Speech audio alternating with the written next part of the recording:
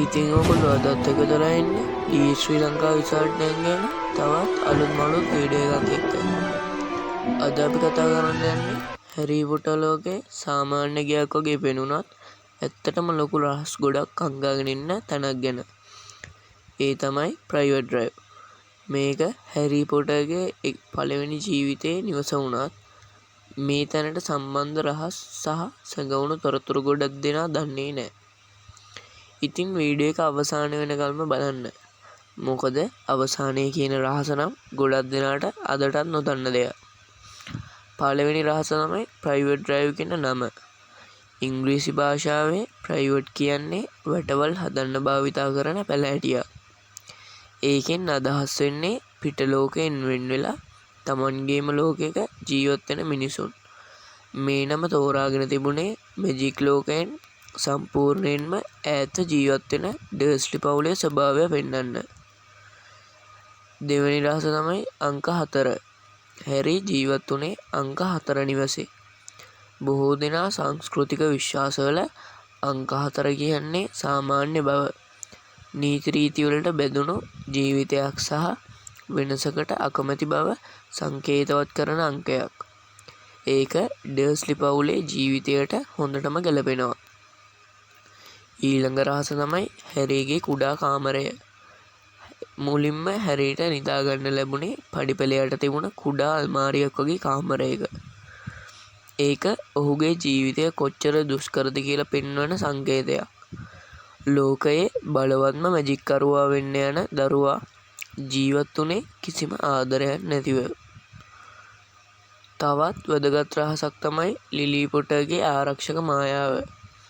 වෝල්ඩමෝර්ට්ගෙන් හැරිව බේරපු ලිලිගේ ආදරයේ බලය පෙටූනියා ඩේස්ලිගේ නිවසේ තිබෙන තාක්කල් හැරිව ආරක්ෂා කළා.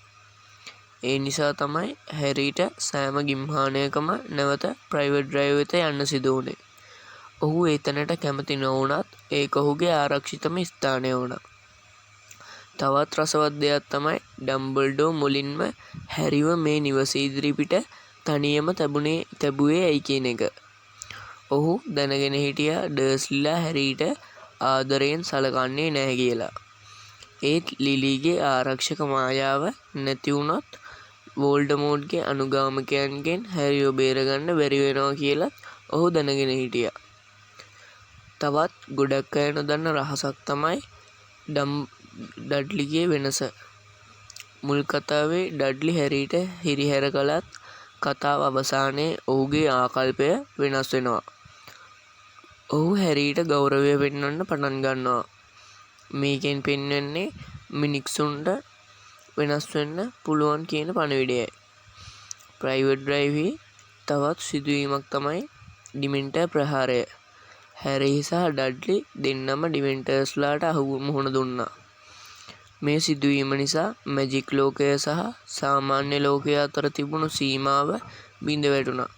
වගේම හැරිගේ ජීවිතයේ තවත් විශාල වෙනසක් ආරම්භ වුණා. තවත් විශේෂ දෙයක් තමයි ප්‍රයිවට් ඩ්‍රයිව් නිවසේ පෙනුම. චිත්‍රපටවල මේක සාමාන්‍ය ඉංග්‍රීසි උපනගර නිවසක් වගේ පෙනුනත් ඒ සාමාන්‍ය පෙනුම ඇතුලේ තමයි ලෝකයේ ප්‍රබලම මැජික් කතාවේ ආරම්භය සැගවුණේ. එතනින් කතාව ඉවර වෙන්නේ නැහැ. ප්‍රයිවට් ඩ්‍රයිව් ගැන තවත් රසවත් කරුණක් තමයි මේ විදිහේ ජීවත් වූ හැමෝම සාමාන්‍ය ජීවිතයකට කැමති මිනිස්සු වුණා. ඒ නිසා මැජික් කියන දේ ඔවුන්ට බියක් වගේම ලැජ්ජාවක් වුණා. හැබැයි ඒ සාමාන්‍ය පෙනුම යටින්ම ලෝකයේ බලවත්ම අඳුරු මායාකාරයාගේ ප්‍රධාන සතුරා හැදී වැඩුණා කියන එක තමයි මේ කතාවේ ලොකුම විහිළුව.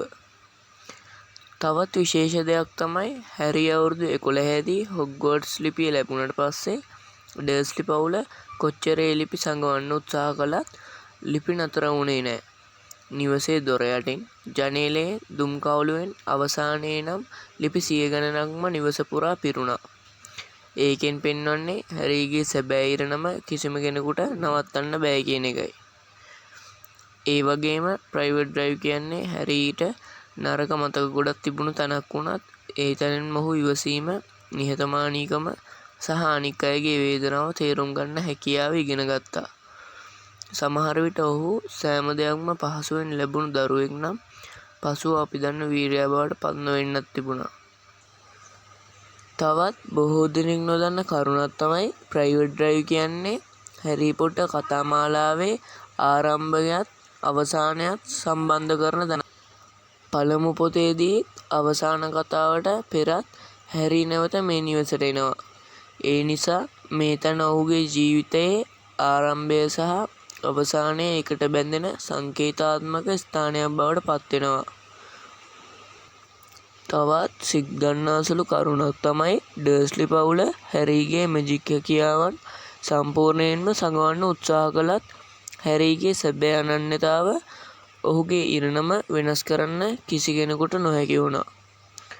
ඔබ දන්නවද ප්‍රයිවට් ඩ්‍රයිව් නිවසට මායාකරුවන් කිහිප දෙනෙක්ම පැමිණ තිබෙනවා. ඩම්බල්ඩෝ, හැග්රිඩ්, වීස්ලි පවුලේ සමාජිකයන්, මැඩ්ඩයි මූඩි, රේම්ස් ලූපින්, කින්ග්ස්ලි ෂැකල්බෝල්ට් තවත් බොහෝ දෙනා මේ නිවසට ආවා. සැබෑ මිනිසුන්ගේ වීදියක් වුණත් ඒ මැජික් ලෝකයේ ඉතා වැදගත් ස්ථානයක් බවට පත් වුණා. ඒ වගේම හැරී අවසන් වරට ප්‍රයිවට් ඩ්‍රයිව් හැර යන දිනය ඉතා සංවේදී මොහොතක්. එදා ඔහු දැනගෙන හිටියා ආපහු කිසිදාක එහි පදිංචියට එන්නේ නැහැ කියලා. තවත් විශේෂ කරුණක් තමයි ඩර්ස්ලි පවුල හැරීට ආදරය නොපැන්නුවත් ඔවුන් නොදැනුවත්ම මැජික් ලෝකය බේරගන්න තිබුණු වැදගත්ම කාර්යයක් ඉටු කළා. හැරීව තමන්ගේ නිවසේ තබා ගැනීමෙන් ලිලි පොටර්ගේ ආරක්ෂක මායාව ක්‍රියාත්මකව තිබුණා. සමහර රසිකයන්ගේ මතය අනුව ප්‍රයිවට් ඩ්‍රයිව් කියන්නේ මැජික් නැති ලෝකයක් මැජික් ලෝකයක් අතර සම්බන්ධක පාලමක්. හැරී සෑම අවසරකම මේ ලෝක දෙක අතර ගමන් කළේ මේ නිවස හරහායි. තවත් බොහෝ දෙනෙක් අවධානය යොමු නොකරන කරුණක් තමයි ප්‍රයිවට් ඩ්‍රයිව්හි අසල්වැසියන්ට හැරීගේ සැබෑ ජීවිතය ගැන කිසිම අදහසක් තිබුණේ නෑ. ඔවුන්ගේ ඇස්වලට හැරී සාමාන්‍ය දරුවෙක් විතරයි. නමුත් ඇත්තටම ඔහු ලෝකයේ ප්‍රසිද්ධම තරුණ මායාකාරයා. මේ වෙනස තමයි හැරී පොටර් කතාවේ ප්‍රධාන අදහසක් පෙන්වන්නේ. සැබෑ වීරයෙක් කියන්නේ හැමෝටම හඳුනාගත හැකි කෙනෙක් නොවෙයි. සමහර වෙලාවට ලෝකයම බේරගන්න කෙනා ඔබේ අසල්වැසියා වුණත් ඒ බව කිසිවෙක් දන්නේ නෑ. අවසානයේ ප්‍රයිවට් ඩ්‍රයිව් අපිට කියා දෙන ලොකුම පාඩම තමයි කෙනෙකුගේ උපන් තැන හෝ හැදී වැදුණු තැන ඔහුගේ අනාගතය තීරණය කරන්නේ නෑ. දුෂ්කර ළමා කාලයක් තිබුණත් හොඳ හදවතක්, ධෛර්යයක් සහ නිවැරදි තීරණ නිසා කෙනෙකුට ලෝකයම වෙනස් කරන්න පුළුවන්. තවත් හැරී පොටර් ලෝකයේ සැඟවුණු ඔබ මේ රහස් වලින් කීයක් දැනගෙන හිටියද? තවත් හැරී පොටර් ලෝකයේ සැඟවුණු රහස්, ෆැක්ට් සහ අපූර්ව තොරතුරු දැනගන්න කැමති නම් මේ වීඩියෝවට ලයික් එකක් දාන්න. ඔබේ අදහස පහලින් කමෙන්ට් කරන්න. සහ අපේ channel එක අනිවාර්යයෙන්ම subscribe කරන්න. ඊළඟ වීඩියෝ එකෙන් නැවත හමු වෙමු.